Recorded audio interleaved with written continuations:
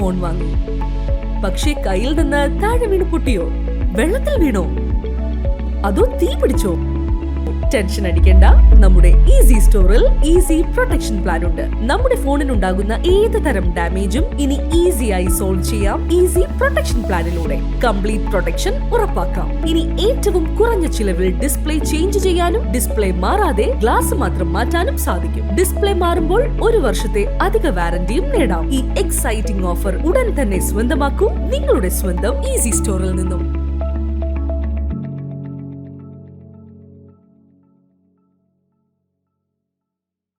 പള്ളുരുത്തി ശ്രീ ധന്വന്തരി ക്ഷേത്രത്തിൽ 41ാമത് അഖണ്ഡനാമ സങ്കീർത്തന യജ്ഞം നടന്നു.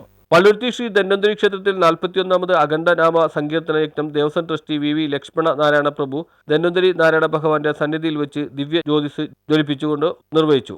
ശേഷം ലക്ഷ്മി നാരായണ പ്രഭുവും വിനോദ് പയ്യും ചേർന്ന് യജ്ഞമണ്ഡപത്തിൽ സ്ഥാപിച്ച് ആരംഭിച്ച അഖണ്ഡനാമ യജ്ഞത്തിൽ തൃപ്പൂണിത്തുറ രാമകൃഷ്ണ ഭജൻസ് മഹാലക്ഷ്മി നോർത്ത് പറവൂർ, സായിറാം നോർത്ത് പറവൂർ, പാണ്ഡുരംഗ പള്ളുരുത്തി, സത്യനാരായണ ഗോശ്രീപുരം, ഗോപാലകൃഷ്ണ അമരാവതി, സംസ്കൃതി ഗോശ്രീപുരം, ആലുവ കണ്ണനാട് പാർട്ടി മഹാബലേശ്വർ അമരാവതി, വെങ്കടേശ്വര പള്ളുരുത്തി എന്നീ ഭജന മണ്ഡലികൾ കൂടാതെ സർവ്വ ഭജന മണ്ഡലികളും അഖണ്ഡ നാമ സങ്കീർത്തന യജ്ഞത്തിൽ പങ്കെടുത്തു.